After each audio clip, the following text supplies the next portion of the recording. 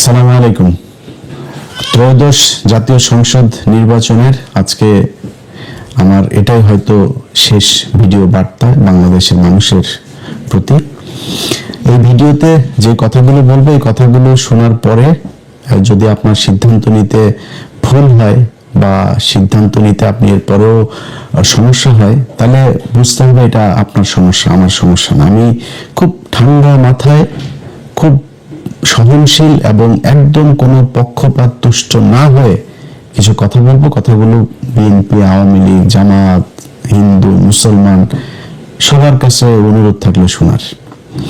দেখেন, আমাদের দেশের যে রাজনীতি, আজকে আওয়ামী লীগকে দিয়ে শুরু করি। আওয়ামী লীগের বোঝায় লাভ নাই, তারপরও কিছু মানুষ তো আছে এই আওয়ামী লীগ করে যারা কিনা মানে দেশের জন্য মনে করে যে অনেক মানুষ আছে তারা ইন্ডিয়াকে অপছন্দ করে। জামাত, আওয়ামী লীগের অনেক কিছু আছে যেগুলো তারা পছন্দ করে না। ইভেন এই দেলোয়ার হোসেন সাঈদীর ঘটনায় অনেক ছাত্রলীগের রানিং সভাপতি পদ ছেড়ে দল থেকে চলে গিয়েছে। ইসলামের প্রতি তাদের প্রচন্ড ভালোবাসা আছে, মুসলমানদের প্রতি ভালোবাসা আছে, তারা ভারতকে ঘৃণা করে। আমাদের সাথে তাদের সমস্যা নেই। তো আমি ভিডিওতে বলছি, আমি টঙ্গী কলেজের ছাত্রলীগের সভাপতি কাজী মঞ্জু, টঙ্গী পৌরসভার ছাত্রলীগের সভাপতি কানুন, জিজ্ঞেস করেন, খোঁজ নিন, আমার সবচেয়ে ঘনিষ্ঠ মানুষ ছিল তারা টঙ্গীতে, সবচেয়ে ঘনিষ্ঠ মানুষ। এখনো যদি নাকি আমি জানি না যে এরা কোথায়, কে কোথায় আছে, যদি তাদের দরকার হয় আমি আমার বাসায় যদি রাখার জন্য, তাদের নিরাপত্তার জন্য যদি দরকার হয়, আমি আমার বাসা ছেড়ে দিব। আমি যেইভাবে থাকছে, মানে সম্পর্কটা এইরকম। কারণ আমি দেশ থেকে যখন এসেছি তখন পর্যন্ত এই দেশের রাজনীতিটা এই পর্যায়ে পৌঁছায় নাই। শিবির করলেই কাউকে গলা কেটে মানে ক্রস ফায়ার দিয়ে মেরে ফেলতে হবে, এই অবস্থা হয়নি। ভারতের মোদির জন্য আমার দেশের মুসলমানদেরকে গুলি করে মারতে হবে, এই অবস্থা তখনও শুরু হয়নি। তো যারা 5 তারিখ পর্যন্ত, আগস্টের 5 তারিখ পর্যন্ত, আগের দিন পর্যন্ত যারা আওয়ামী লীগ ছেড়ে আসেন নাই, তাদের প্রতি এই হৃদয়ের সম্পূর্ণ শক্তি দিয়ে ঘৃণা জানায় রাখলাম। বাট যেটা বললাম আর কি, যে আওয়ামী লীগের সাথে তো আমাদেরও সম্পর্ক ছিল, তাদের অনেক মানুষ আছে ভারত বিরোধী, তাদের প্রতি আমাদের কোনো ঘৃণা নেই। কিন্তু ভাই, একটা জিনিস বলি, আজকে এই আদালতের বারান্দায় আপনারা আটক হচ্ছেন, মাঝে মধ্যে দেখি চোরাগুপ্তা মিছিল করছেন, তারপরে মাঝখানে আবার একটু ভাঙচুরও শুরু করেছিলেন। এখনো বিভিন্ন জায়গায় আপনারা নানান শেপে, নানান পরিচয় আপনারা রাস্তায় নামতে চান।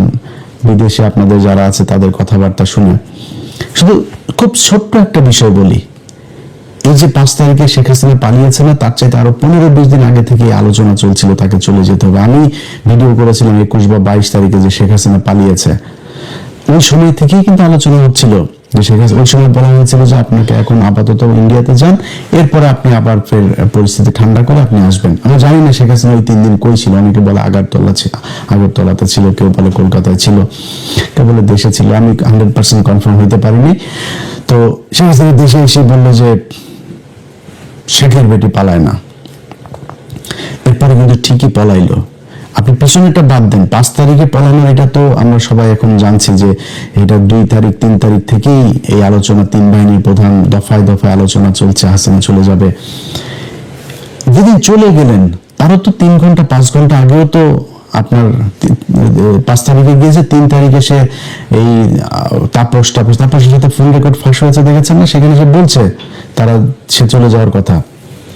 আপনি আওয়ামী লীগ করেন না? আপনি এখনো আদালতের বারান্দায় গিয়ে জয় বাংলা শরীর গরম করা স্লোগান দেন না? এখনো রাস্তায় নামেন না? আপনার জন্য শেখ হাসিনা খারাপ লাগার কথা না? ইভেন এমপি মন্ত্রী যে সালমান এফ রহমান এত কিছু করলো, তাদেরকেও বলেছে? বলেনি। ঠিক নিজের আত্মীয় স্বজন, খুব ঘনিষ্ঠ ব্যবসায়িক পার্টনার এদেরকে নিয়ে সে উড়াল দিয়েছে, চিন্তাও করে না ভাই আপনাদের কথা। এটাই রাজনীতি।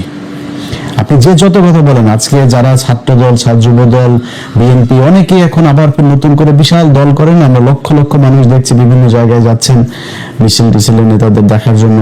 ভাই, আপনারা যারা জেল কেটেছেন, আপনার পাশে যে মিছিল করে এখানে 2-4 জন পেয়ে যাবেন। বিএনপির অসংখ্য মানুষ অনেক কষ্ট সহ্য করেছে, তারা এই জেলখানায় যখন গিয়েছে, তখন জেলখানায় যাওয়ার পরে সারাদিন বিভিন্ন কোর্ট থেকে জেলে যায়, তারপরে ওইখানে এই যে কারা কর্তৃপক্ষের একজন আসে, এসে তারপরে বলে যে জামাত শিবিরের কে কে আছেন হাত তোলেন।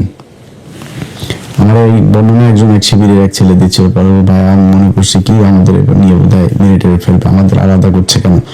আলাদা করে নিয়ে যায়, 2টা লুঙ্গি দিয়েছে, একটা গামছা, এক জোড়া স্যান্ডেল, তারপরে শুকনো খাবার। এটা জামাতের শিবিরে যারা ধরা পড়েছে তাদের জন্য। আমি অনেক মানুষকে চিনি ভাই, আপনার পরিবার ধ্বংস হয়ে গিয়েছে, ব্যবসা ধ্বংস হয়ে গিয়েছে এই বিএনপির যে নেতার জন্য। আপনি মিছিলে গিয়ে তারপরে আটক হয়েছেন, সেই নেতা আপনার খবরও নেয়নি। এটাই রাজনীতি। এই যে 21 টেলিভিশনের চেয়ারম্যান 2 বছর জেল খেটেছে, বিএনপি খবরও নেয়নি। কনক সারোয়ার 9 মাস জেল খেটেছে, কনক সারোয়ার বোন জেল খেটেছে। আমরা সেই একই ঘটনায় আমরা পালিয়েছি তারেক রহমানের বক্তব্য চালানোর জন্য।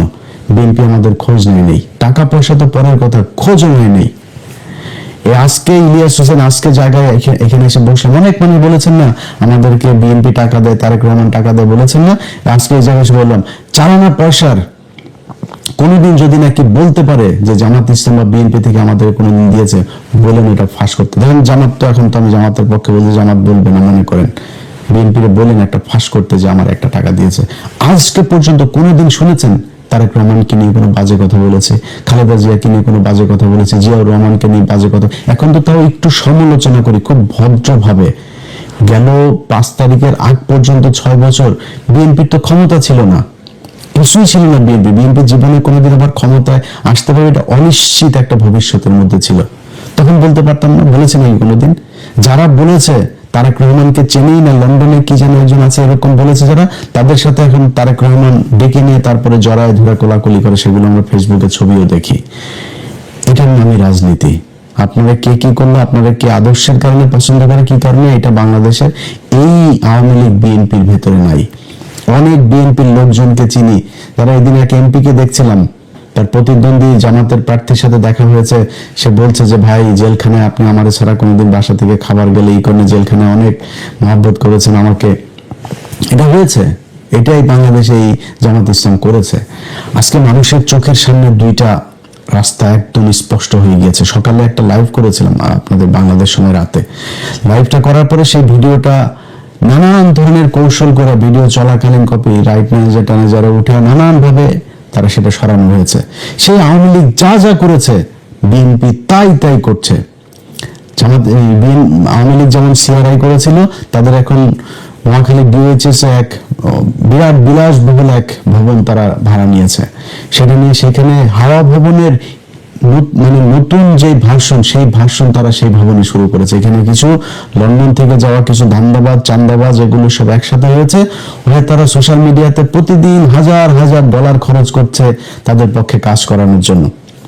কাজ হচ্ছে না, আমার ভিডিও সরাই দিচ্ছেন। ভাই এইগুলিতে আওয়ামী লীগ করতে, আপনি করেন কেন? আপনার নিয়ে এত বাজে কথা তো বললেন, যেটা সত্যি সেগুলো বলেছে। আপনার যদি এই কাউন্টার কোনো ন্যারেটিভ থাকে আপনি প্রকাশ করেন, আপনি বলেন আপনার লোকজন। আপনার তো লোকের অভাব নাই, আপনার বউ আমাদের মতো অধম ইউটিউবার, আমরা তো ভাই ছোটখাটো মানুষ, আপনাদের বউ বড় বড় মানুষ আছে, তাদেরকে বলেন সমস্যা কোথায়।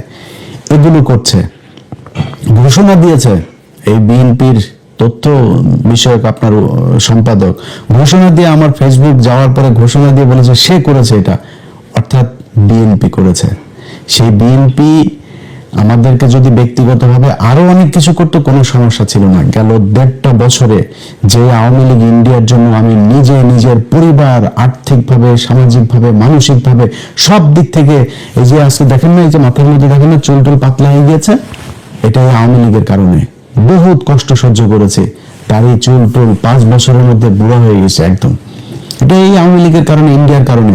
সেই আওয়ামী লীগ, সেই ইন্ডিয়াকে নিয়ে আপনারা মিটিং করেন, মিছিল করেন, প্রকাশ্যে ঘোষণা দিয়ে আপনারা বলেন তারা আপনাদের ভাই ভাই, তাদের মামলা থাকবে না। মির্জা ফখরুল মামলায় তো আপনি করেন নাই, মামলাগুলি তো আপনার এই জুলাইয়ের আপনার বাড়ির কেউ লোক মারা যায় না। আপনি বলেছেন আপনি ছাত্রদের সাথে আন্দোলনে নাই, এটা আওয়ামী লীগ আপনাকে দিয়ে বলিয়েছে। আপনার ভাই আওয়ামী লীগের সাথে ব্যবসা করেছে, আপনি ব্যবসা করেছেন, আপনি ভাতা নিয়েছেন, আপনার মেয়েকে অস্ট্রেলিয়াতে রেখেছেন, ঘরজামাইটাকে অস্ট্রেলিয়া রেখেছেন, সেখানে প্রতি মাসে মাসে ডলার পাঠাইতেন। আপনার তো সমস্যা নেই, আপনি কে যে এটা বলার একটা মামলাও রাখবে না। আওয়ামী লীগকে আপনারা একদম মাঠে নামিয়ে এনেছেন, এবার জনগণের সাথে মারামারি করবেন। কালকে মারামারি করতে যায়েন, তারপরে বুঝবেন খেলাটা কাকে বলে। তো এই যে আওয়ামী লীগের যে লোকগুলো এখন আপনারা করছেন, দাপাদাপি করছেন, আপনার যেই আপার জন্য করেছেন এখনো করছেন, অনেকে আদালতের বারান্দায় দাঁড়ায় জয় বাংলা স্লোগান দিচ্ছেন, আপনার আপা কিন্তু আপনাদেরকে নিয়ে যায়নি। এই যে আজকে বিএনপির পিছনে যারা যারা ঘুরেন, এদের একজনে বলেন যে মির্জা ফখরুলের আসনে সামনের বছর আমি ইলেকশন করতে চাই। মির্জা ফখরুলের এটা শেষ ইলেকশন। মির্জা ফখরুলের ভাই আছে একটা বিশাল চান্দাবাজ ফয়সাল, বলেন তো আপনি এখন যে ভাই সামনের বার কিন্তু আমি মনোনয়ন নিব, ফয়সাল আপনাদের বাসায় কিনা দেখেন তো, দুদিন পরে দেখবেন গাড়ির অ্যাক্সিডেন্ট করে মারা গেছেন। এটার নামই রাজনীতি। আজকে ডক্টর শফিকুর রহমানকে প্রশ্ন করা হয়, আল জাজিরার ইন্টারভিউটা খালি দেখলাম, খালি ঘুরে পেঁচা আপনার ইন্ডিয়ান মালটা ওনারা প্রশ্ন করছে, মেয়ে আপনার কোনো নারী জামাত ইসলামের প্রধান হইতে পারবে কিনা। ভাই নারী জামাত ইসলামের প্রধান হইতে পারবে না, উপরে যিনি আসছেন তার চাইতে বড় হেকিম আমি না। উনি আমার বলছেন যেটা, এটার বাইরে আমরা যাইতে পারবো না। আপনি নারীকে অসম্মান করি কিনা সেটা হচ্ছে প্রশ্ন। কিন্তু অ্যাপার্ট ফ্রম দিস আমি আরেকভাবে বলি আপনাদের, মনে করেন আপনি খুব গণতান্ত্রিক মানুষ, আপনি একজন নারীকে দেখতে চান, নারী আর পুরুষ বাদ দেন, আপনারা যদি আমি বলি পৃথিবী উল্টায় যাবে, জিয়া পরিবারের বাইরে কেউ আপনার দলের প্রধান হবে, আপনি হইতে দিবেন? জামাত ইসলামে হইতে পারে, প্রত্যন্ত সেই নীলফামারীর গ্রামের একটা মানুষ এসেও এখানে হয়ে যাইতে পারে। এখানে কোন পরিবার থেকে ডক্টর শফিকুর রহমান রাজনীতি থেকে অবসর নিলে তার ছেলে হবে, হইতে পারবে না। ওই যোগ্যতাতেই আসতে হবে। এটার নামই রাজনীতি, এটার নামই গণতন্ত্র। আপনি যে গণতন্ত্রের কথা বলা, একজন নারী কি করে? আরে ভাই, নারী আমেরিকার 400-500 বছরের ইতিহাসে আপনি দেখেন না যে নারী প্রধানমন্ত্রী আছে কিনা? তারা বানায় নাই কেন? অনেক দেশ বানায় না। পৃথিবীর কয়টা দেশে নারী আছে? একজন নারীর মানে সামাজিক ভাবে, শারীরিক ভাবে তার অনেক বাধ্যবাধকতা আছে, তো সে যায় না ওই জায়গা পর্যন্ত। আপনি যদি এমন বলেন যে না আমার দিতে হবে, আমি সমানাধিকার বা সমানাধিকার নিয়ে সব জায়গায় নেন, বাসের মধ্যে আবার লেখা থাকে কেন যে সংরক্ষিত আসন? সংসদের ভেতরে লেখা থাকে কেন সংরক্ষিত আসন? কেন সংরক্ষিত আসন লাগবেন? 300 আসন আপনি ফাইট করেন, আপনার দলে কেউ ফাইট করে না কেন? আওয়ামী লীগ আর বিএনপি জামাত ছিল না তো, এত বছর আপনি সংরক্ষিত আসন নিয়ে মমতাজকে বসেন কেন? কেন তারে 300 আসনের মধ্যে দেন, 150 আসনে আপনার মনোনয়ন পাওয়া কতজন আছে? 2%। কেন 150 সিট দিয়ে দেন মেয়েদেরকে? আপনি তো সমান অধিকার করেন। জামাত ইসলামকে চেপে ধরেছে। সো ভাই, জামাত ইসলাম যোগ্য থাকলে যে কোনো কাউকে দিবে, কিন্তু জিয়া পরিবার আর শেখ পরিবারের বাইরে আপনি আওয়ামী লীগ আর বিএনপির দলীয় প্রধান হইতে পারবেন না। এটার কোনো গণতন্ত্র কিচ্ছু নেই, উনিই হবেন। কাউন্সিল আপনি আফগানিস্তানে বসে করেন আর ওয়াশিংটন বসে করেন, কাউন্সিলে এই শেখ হাসিনাই প্রধান হবে আর খালেদা জিয়াই প্রধান হইতো, এখন তারেক রহমানই প্রধান হবে। এর বাইরে ফখরুল্লাহ হবে না, সালাউদ্দিনও হবে না। এটার নাম গণতন্ত্র। এইভাবে এই দেশ চলেছে, মানুষ এইভাবে চলতে চায় না। আপনি আমার ভিডিও বন্ধ করে দিয়ে তারপরে মানুষকে যেটা বুঝাইতে চাচ্ছেন সেটা যে মানুষ বুঝে নাই, বুঝবে না, এটা লঞ্চঘাট, রেল লাইন, বাস স্ট্যান্ড যেখানে যেখানে আছে ওইখানে যায় খোঁজ নেন। মানুষরা যাচ্ছে, মানুষের চোখের দিকে তাকে। আজকে একটু আগে এক এমপি ক্যান্ডিডেটের সাথে কথা হচ্ছিল ঢাকার, তো ওনার কথাবার্তা শুনে উনি আবার খুব বড় একজনের করছেন, হেভিওয়েট জামাতের এক প্রার্থীর আপনার প্রতিদ্বন্দ্বিতা করছেন, তো শুকাই গেছে একদম কথা। যেমনি আমার সাথে কথা বলে ওইভাবে কথা বলে না। আজকে খুব মনে হলো যেন একদম নীরব, মানসিকভাবে ভেঙে পড়েছে এরকম। রাস্তাঘাটে গেলে তো ভাই একজনের সাথে ভোট চাইলেই বোঝা যায় সে কি দাড়ি পাল্লাই দিবে না ধানের শীষে দিবে, কারে দিবে বোঝে না। এটা ওনারা রাস্তাঘাটে দেখে না। এই যে বাসে ওঠা, ট্রেনে ওঠার লোকগুলিরে কি এইখানে কি এমপি সাহেব করেছে, লোক দিয়েছে যে তোমরা যাও মিছিল করতে করতে? পুরো ট্রেনের ছাদের সবাই দাড়ি পাল্লার মিছিল করে, পুরো লঞ্চের ছাদের সবাই দাড়ি পাল্লার মিছিল করে। আপনার লোক নাই, ওই আপনার লোক নাই, তাই আপনার কেউ মিছিল করার লোক নেই। এটা হচ্ছে রাজনীতি। এই মানুষ এটা বুঝতে শিখেছে যে এই দেশে এই রাজনৈতিক দলগুলো 54 বছর শুধু আমাদেরকে চুষে খেয়েছে, এদেরকে দিয়ে আমার এই দেশের কোনো উন্নতি হবে না। যারা এখনো বুঝতে পারেনি তাদেরকে একটু কথা বলি, ভাই আপনাদের এই যে আজকে যেই অবস্থায় এসে আমি সরাসরি দাঁড়িপাল্লার পক্ষে ভোট চাচ্ছি, এটার জন্য অনেক নিজের সাথে নিজে অনেক দিন ধরে যুদ্ধ করছে যে কি করা উচিত। ব্যক্তিগতভাবে হ্যাঁ, যদি বিএনপির পক্ষে করতাম তাহলে হয়তো বিএনপি যদি ক্ষমতায় আসতো তাহলে একটু মোটামুটি থাকতে পারতাম, কিন্তু দিনের পর দিন তাদের যে আচার আচরণ কথাবার্তা, শেখ মুজিবের প্রতি প্রীতি, সেই 5 তারিখের পর থেকে তারা এগুলো করছে।